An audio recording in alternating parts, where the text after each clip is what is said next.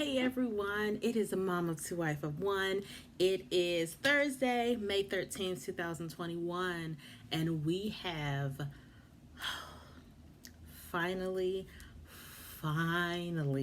gotten to the season finale of Married at First Sight. Take my glasses off so you guys can see me clearly. I have been doing videos. First of all, pat on my back, because I tried doing this last year of chronicling and reviewing and recapping the season of Married at First Sight, and I started, but I didn't feel like anyone was really watching my videos, so I stopped halfway through because I was like, this is like for what? And then people were like, no, I've been looking forward to it, but I just didn't have the energy. So pat on my back that I consistently posted my video every single week for the past 18 weeks. You guys, it's 4.5 months of talking about this show. But I'm proud of myself. We made it. You guys were there with me. We made it together. I'm so very proud of all of us for sticking through this very raggedy season. That was a first in so many ways. It was the first time we had someone on there who had been married before. It was, the first time we had someone who got like an ex pregnant, and it was a lot of stuff. Tons of stuff that happened this season, and it was just a lot. It was the first time that every couple had a dog. It was a lot of stuff going on. So last night was decision day. Now, I will say that I'm on a text chain with my mother, with my uncle, and my aunt, and it's a very humorous, very funny text chain, talking to a bunch of 60-plus-year-old people about this show, that I all put them on. I put all of them on to the show. So it's just really funny that we all just, talked in detail about what we thought about the individual people and about the experts. And I will say that last night, before each couple was introduced, I gave my prediction of what I thought they would say. I was right for all my predictions, so I was very proud of myself for that as well. And it was just it was very interesting. So one thing I thought was interesting is that normally when they talk about Married at First Sight, when they come to decision day, first of all, hi, Mom is the wife of one. Married at First Sight is a show that I love. Since I have been doing it for 18 weeks, if this is your first video watching me, first of all, hi, welcome. Thank you so much for coming to my channel. Let me tell you what Married at First Sight is if you've never seen it before. Married at First Sight is a reality show that comes on Lifetime, and the whole premise of the show is all of these single people fill out this very long questionnaire about what they're looking for in a spouse, their history when it comes to love, their history when it comes to sex, to spirituality, all that stuff. The experts take all of this information and they narrow it down to 50 single women and 50 single men. Then after a strenuous interview with an expert who's a pastor, one who's like a sex therapist kind of thing, and the one who's a psychologist, they narrow that down to the 5 couples, 5 girls and 5 guys, 5 men and 5 women. And they match them up, but what they tell the people is, we have found a match for you. You're going to meet them in 2 weeks when you get married. So on the wedding day, and it's a legit wedding and a legit marriage, they actually go and buy their wedding dresses, they buy their tuxedos, they pick their bridal party, they have to, episode where they tell their parents and their family and friends what they're doing. And they go through this whole process of a wedding that the show pays for, and they walk down the aisle. And they get up to the pastor, and that's when they meet their new husband or their new wife. They learn their name, learn, who they are and all that stuff. And then the show follows them from the meeting on the wedding day to the actual wedding itself, and the reception, to the honeymoon, to them moving in when they come back, because the show pays for them all to be in an apartment. And when I say all, I mean all 5 couples are staying in the same apartment complex, but they pay for the apartment. And for 8 weeks you're married to this person, and you're ingratiating them into your life and introducing them to your family and friends, and figuring out a lot of stuff about you that you may not have known, figuring out your own flaws and shortcomings when it comes to being in a relationship. And at the end of those 8 weeks, you have decision day, which was last night, where you decide if you want to stay married or if you want to get a divorce.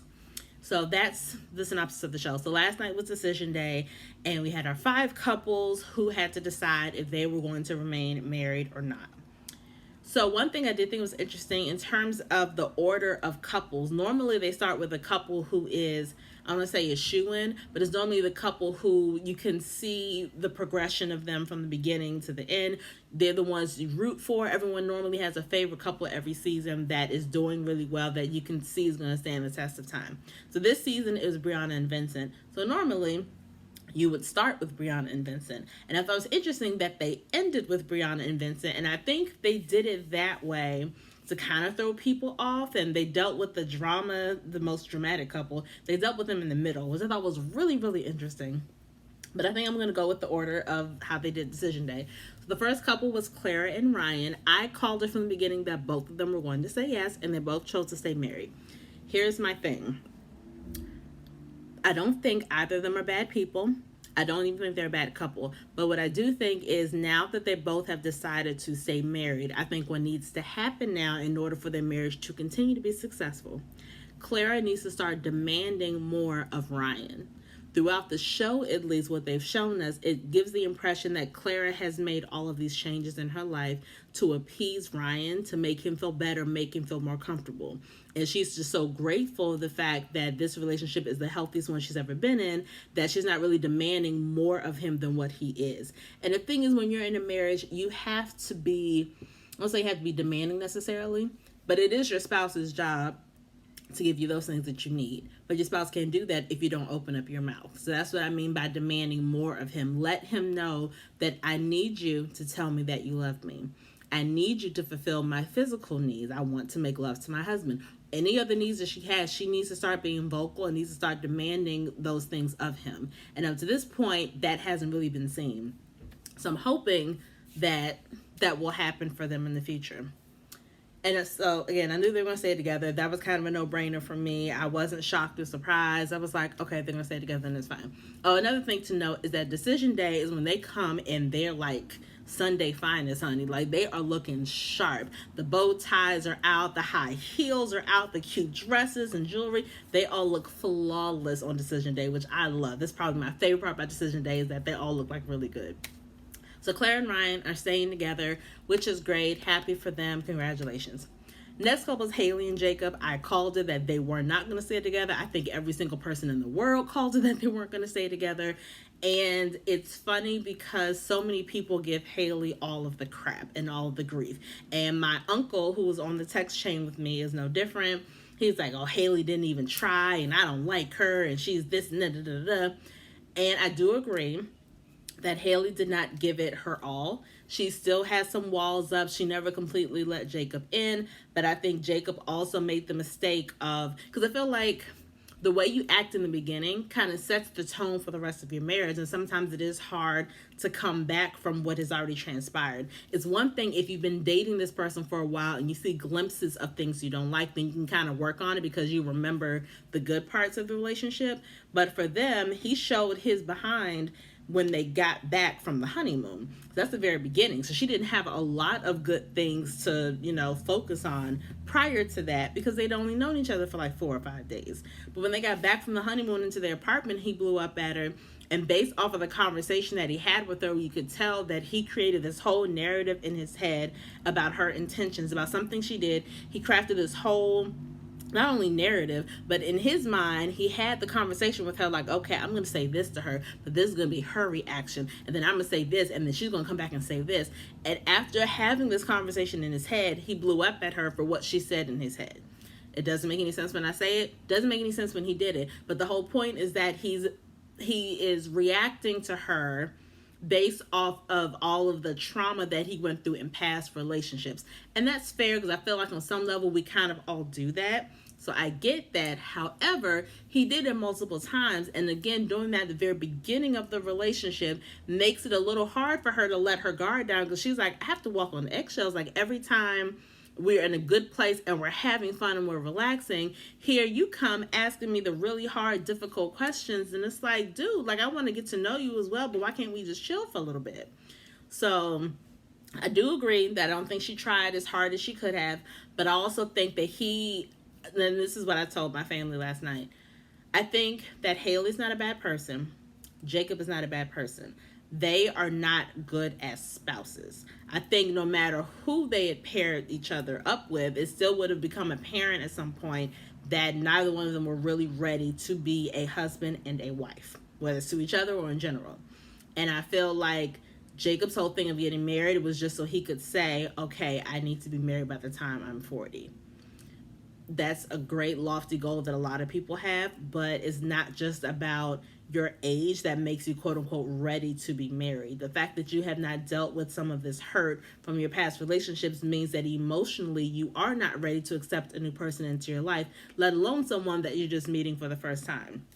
So wasn't surprised that they didn't make it. It didn't seem like they're necessarily bitter, but even when they were talking with the experts on decision day, you could still tell there was a lot of disconnection. There was a lot of miscommunication, and it was very clear just in their small clip that, oh, this is why you guys didn't make it, because you guys still aren't really getting along, and neither one of you are really giving it a try because you guys aren't listening to each other at all. So that wasn't a surprise. So then we get to Paige and Chris. Now, if you have not watched my videos or even watched the show this season, you may be like, why is she signing about Paige and Chris? Who are they? You need to go back and look at my videos. Or just literally type in Paige and Chris in Google and just read anything that pops up. The first 5 things that pop up, read it or watch those videos, and you will get more than you probably bargained for. They are the couple that he was not attracted to her when he met her at the altar. They're black. He was not attracted to her at the altar.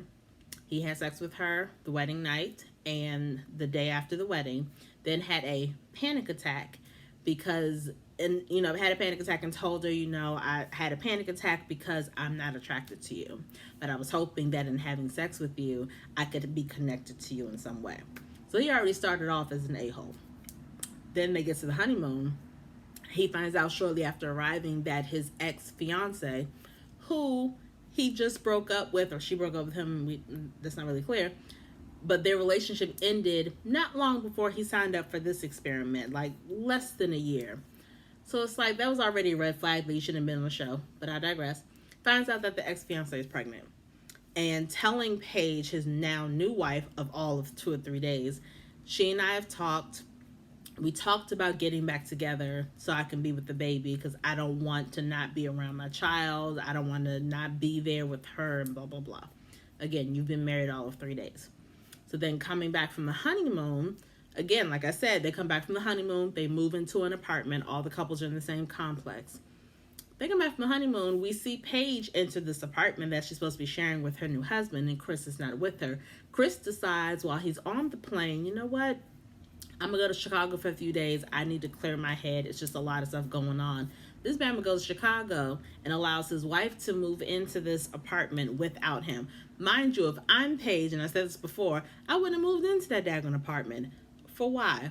The whole point was to move in with my husband. You're not with me. Why am I going to this empty apartment? I'm going back to my own place. No, that's fine. When you come back, if you want to move in, we can do it together and have that experience that we signed up for. Again, I digress. So the whole point is that he kept flip-flopping with her, kept kind of dragging her back in. I don't want to be with you. I want to get a divorce. I want to stay with the ex. No, you're right. I signed up for this. I need to see it through. No, there's not. It was just a lot of back and forth, a lot of toying with her emotions. And so fortunately, the last 3 episodes of the series, we did not see them at all. And I was so relieved and so grateful that we got to focus on the couples who actually have some kind of legitimate chance to make it. So, but even if a couple decides early on that we're going to get divorced, they still bring them back for a decision day to see if their feelings have changed, to kind of dissect what went wrong and all of this. So Paige and Chris sit down, and Chris immediately starts talking, and he's like, and this is the first time that he has said, I am sorry to Paige. This whole time, he's kind of made excuses, like, well, it's kind of the expert's fault because they paired me with somebody I wasn't attracted to. All the women in Atlanta, there's plenty of beautiful women here. They found the one person I'm not attracted to. It's the expert's fault. Or I'm just trying to, step up and be a man, do my job. I got to make sure I take care of my baby, so I can't really mess with her. Because It was always everybody else's fault and not his. He never took ownership of what he did to her, the way he talked to her, the way he treated her, the way he led her on. None of that was ever addressed, right? So last night he finally accepted, or at least said the right words. I apologize to you. You never deserved that. You are the best thing I didn't know I needed. You're the wife I didn't know I needed. And then he confesses that his ex-fiance had a miscarriage. Now, whether this is true or not is not my job to decipher. I ain't gonna do with that. But what I will say is, unless he got the news of her miscarrying the baby that morning, that's something that he should have told Paige as soon as it happened. I feel like, again, and I don't know when the girl told him this information, but assuming that she told him this information, because I feel like if she did tell him that morning, I don't see him being in the right frame of mind to want to go through a decision day. I feel like he would have been like, yo, I can't make it, my mind is all over the place, or whatever. So the fact that he came to decision day looking sharp like he normally does in his suit or whatever, I want to believe that this is information he got prior to decision day. Let's say a couple of days before or whatever. And I feel like having got that information, if you felt like you needed to tell Paige, I felt like you would have told her or sent her a text message or something prior to decision day. I almost feel like telling her on decision day was a borderline manipulative move. And the only reason I say that is because a lot of the things he's done up to this point have been very manipulative and very, and he's like gaslit her. It's just been a lot. And so it's hard for me to really find him genuine and find him sincere. And because Paige has such a big heart, she is grasping at straws at any sign of hope that she sees. Oh, he was so nice to me. Oh, he's being vulnerable right now. Anytime he showed just a little teeny tiny bit of humanity, she immediately melted and focused on that one thing, and that one small thing would erase all the other stuff he has said and done to her and to other people. And so when he said that to her, he visibly got upset and started crying, and he walked out, and he's sitting in his car crying. And of course, because of her heart, she goes and runs after him. Sits in the car with him and is like, I know this is hard for you. I know how much you wanted this. And again, I'm a Christian. She's a Christian as well, because she's played the God card several times. Like, well, this is what God wanted, and God brought us here for a purpose, and blah, blah, blah, blah, blah. And the whole thing I've been saying all season, stop blaming God for this. God would not want you to be used and abused in this way. My God doesn't work that way. But because of her strong conviction in God, and because she probably cares for him even a little bit, she went to comfort him. And I didn't blame her for that necessarily. I don't know if I would have been able to do that. But she sat in the car with him. She's like, I know how much you really wanted this child. I'm so sorry this happened. And he's like, no, I'm just so sorry because you have been there with me. Like, even now, all the stuff I've said and done to you, you are right here beside me. And I'm so sorry that I didn't notice that I didn't appreciate how much you've always just been there. Your presence has been there. And I'm so sorry. And, very apologetic, crying and all that stuff. And again, because of everything I've seen this season, it's not that my heart is cold, at least I don't think it is, but it was hard for me to immediately grab onto that, like, oh, look at him. He's learned his lesson. It's like, did you learn your lesson because the girl had a miscarriage, or because you actually have learned your lesson? Like, I don't know, because if the girl had never had a miscarriage, would you have ever gotten to this conclusion? And I truthfully don't think he would have.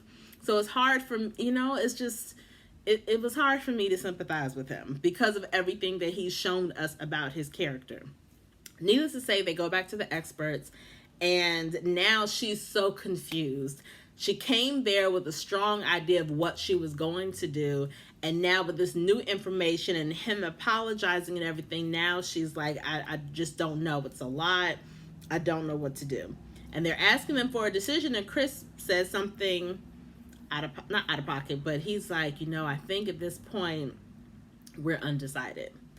And they were like, no, we don't accept that. This is decision day. Decision day means you make a decision. The decision is we are choosing to stay married, or we are choosing to get a divorce. There is no undecided here, because those are the only choices that you have.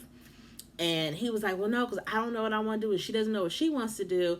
And they're like, so basically that means you're staying married, at least for the time being. Like, that's what we're trying to get to. Like, what's going on with the goings on? So she gets overwhelmed again, Paige. She starts crying and she walks off. And for the first time, first of all, this has never happened ever. And for the first time when they leave, the experts are all sitting there stuck like, well, what does this mean? Like, what do we do? Like, I know, but I could tell that she wants us to make the decision for her. We can't do that. I know, but my concern is her. I'm really worried about her. And like, we never get to see that part of the experts. We never get to see them conferring with each other, not directly on camera. It was more like a side conversation. We have never seen them do side conversations, and I really liked seeing that. And I would have loved to see more of that this season, or even after the season is over, them just sitting down, kikiing and talking about what went wrong, what went right, what should we look for next time, and blah, blah, blah, blah, blah. Needless to say, I found out later that this whole process of Paige and Chris being with the experts, walking out, crying, emotions, bringing in the producers to talk to them as well. And that's another thing that kind of got me. After Paige started crying and walked off, Chris is like, you know, are you all right? Do you just want to just get out of here? Like, what do you want to do? And she pulls one of the producers, was like, can I talk to you in private? And I'm like, these producers, now granted, I was going to say the producers ain't your friends. Maybe they're friends at this point because they've been following you around all this time. But you have homegirls. You have a mama. By the way, we have not seen Paige with her girls, her bridesmaids who were at her wedding, who were grilling Chris and brought up their own concerns with Chris if they already had concerns just from the conversation they had with him at the wedding. We ain't seen them chicks since the wedding day. How come they have not been a part of this season, giving you that homegirl advice that you need? Where the heck have they been at? So I thought that was weird that you're pulling aside the producer to get this advice. It's like, they not your friends, boo. They with the show. They moving on to Boston for the next, season of Married at First Sight in July, apparently. So I thought all that was kind of weird. And I also thought it was indicative of the kind of person that Paige is, where she needs other people almost to tell her what to do. Even when Chris was in the car crying and she's comforting him, she asked him, what do you want to do? That's part of my problem this whole time with her, is that she put all the decisions in his hand. Just like with Clara, all the decisions were in Ryan's hand. He held the hand. And it's like, when you're in a relationship, no one person is supposed to do everything. And even though, biblically, yes, the man is the head of the household, that does not mean that his decisions are the only ones being made. Let me rephrase that. As a head of the household, that means you make decisions for the household, right? Which is not a bad thing. However, that does not mean that you don't get feedback and input from your spouse, because the whole point is to make the decisions that are best for the household. Chris never did that. Ryan never did that. So in order to be the head of the household, you have to be a man that is worthy of leading. Chris was never worthy of leading. And the fact that she kept putting that on him was like, girl, no. He's never asked you, what do you want? He's never asked you how you want to proceed in this. You're always asking him and going along with what he wants. And I was like, that's not fair. Needless to say, the end of this 6 hours of them deliberating, she finally says, you know what? At the end of the day, I need to start choosing me. So I choose me, and I'm choosing not to stay married, because even though I like everything I'm hearing today, I don't have faith that things are going to change. So it's like, finally, you've made this decision, and you're finally not even rid of this man as a whole, because I don't think she's going to be rid of him for a while, but at least you made this decision for yourself. So happy about that. Next up was Eric and Virginia. They were kind of a wild card. I knew that Eric was going to say yes. I was unclear if Virginia was going to say yes. But then at the last minute, I was like, you know what? They're both going to say yes. They're going to stay married, and they both decided to stay married. For them, for the future, he says all the right things. Being with her, I have realized some of my own shortcomings. I realized areas that I need to work on. And Virginia is not a wallflower by any means. She definitely is not a doormat. She doesn't let people run all over her. She speaks her mind. She speaks up when she sees something that isn't right. I appreciate that about her. So for their marriage to succeed, she is going to have to hold his feet to the fire and make sure that all the promises he made are fulfilled. Make sure that all these things he said he was going to work on, all these things he said he was going to do, finding a new space for them to be in together, all these things that he actually does.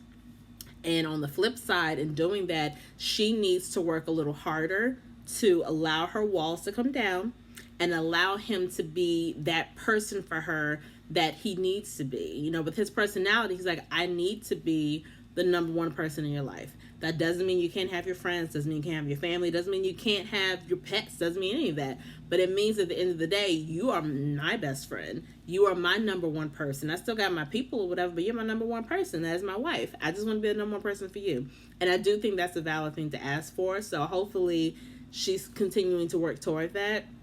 And he'll continue to listen to her concerns and do what he needs to do. That doesn't mean I'm an Eric fan by any means, but I'm not opposed to them being together now like I was before. And, sometimes things do change once the cameras are gone. Things are a little more relaxed, and situation can be, can end up being better once the show is over. So, who knows? And then the last was Brianna and Vincent. And I thought really that they were going to start with them, because normally you start with the couple who's the quote unquote easiest. But Brianna and Vincent, I knew they were going to stay together despite whatever issues they have. I was like, but with them, you can see that they want to be there. They want to be married. They want to be married to each other specifically. And they're genuinely putting in the work to make the other person happy, to make the other person feel whole, to make the other person better. You can clearly see that they have both been doing that the entire season. It's not one person giving and one person taking. They've been very good at both putting in work. So I knew they were both say yes, and they did. And then after they do that, they have all the couples come back for like a little wine cookout situation. And they do that they started doing that a few seasons ago, where everyone comes back and you all reveal if you stayed together or if you decided to get a divorce. So this season, obviously 3 out of 5 couples decided to stay together, which is pretty good for Married at First Sight standards. And Haley and Jacob were there, and they were asking, like, okay, we guys decided to get divorced. Okay, that's the decision you need to make for yourself. Have you guys learned anything from this experience? And Haley's like, oh yeah, I've definitely learned to do blah, blah, blah, blah, blah. I've learned this about myself, and I thought this experience was still a great experience because I still got a lot out of it. Asked Jacob the same question. No, I didn't learn anything. It just didn't work out. Really? And I don't know if that's him being petty or him really not taking anything from this experience. And Haley was like, well, his answer just solidified why I said no, because this is what I was talking about. And she was like, I don't regret anything. It's like, okay. And I didn't feel like it was animosity really with them. It was just like, okay, it is what it is. It didn't work out. He's going to have his opinion about what she did wrong. She's going to have her opinion about what he did wrong. At the end of the day, they just weren't a good match for each other, which is fine. So Paige came by herself, and she's like chit-chatting, talking about stuff, whatever. And then Chris comes, and the whole vibe just changes. It gets really quiet. People are feeling really tense, because the last time they were all around Chris was on the honeymoon when he almost fought Eric. So they haven't seen Chris in weeks. They just hear updates from Paige about what's going on, and they're like, this joker. But he comes, and surprisingly, he apologizes to every single person there. I'm sorry if, the antics from my life interrupted anything going on with your marriages. I apologize for that. I was in a really bad place, and that's really not me. And I know I'm like an a-hole, and I just really, it was so much stuff coming at me. I didn't really know how to handle it, didn't really know how to respond to it, but I responded to it horribly, and I'm sorry. So they forgave him, and like everything was all good. And Paige was like, I'm just so proud of you. I prayed that, you would come to this conclusion or whatever. I was like, whatever. Needless to say, the show is over. Now, next week, they do have a reunion show where because, everything that we're watching isn't happening in real time. So the reunion show, at the reunion show time, they've been married 6 months. And it's basically to see who is still married and who has, maybe decided not to stay together at the 6-month mark. And also answering some questions of things that may have, come up in the show that were never addressed again, finding out some tidbits, some juicy stuff. I never watched the reunion show because the guy who's the host, he seems like, not a jerk, but he seems like someone who would work for, what are those gossip sites like Gossip and the Shade Room? Like just someone who's just looking for dirt and tea and specifically looking to cause drama and tension. And I don't like that. If drama and tension happens, I get uncomfortable already. But if you're purposely trying to create it, I'm just kind of turned off. So I don't typically watch the reunion shows at all. So I can't guarantee I'll watch it next week.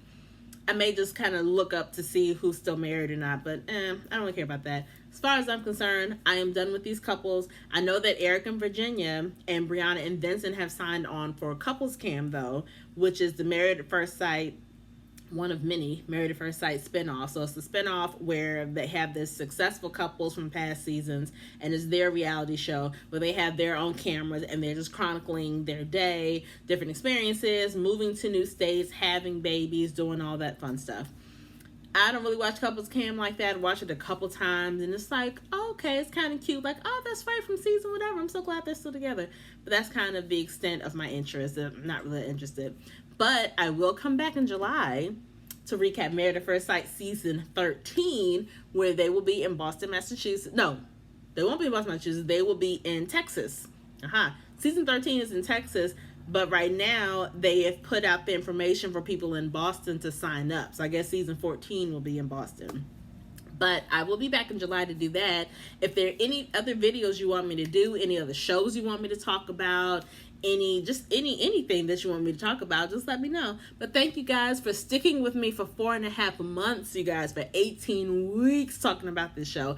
Thank you so much for your comments, for your likes, for your views, for sharing the video. I really, really appreciate it. I love you guys so much. And again, if there's any other if any other TV shows or movies that you want me to talk about, please put them down in the comments below. I'm always looking for new things to watch, or even old things to watch that I can talk about now. So let me know, all right? I'll talk to you guys later. Peace.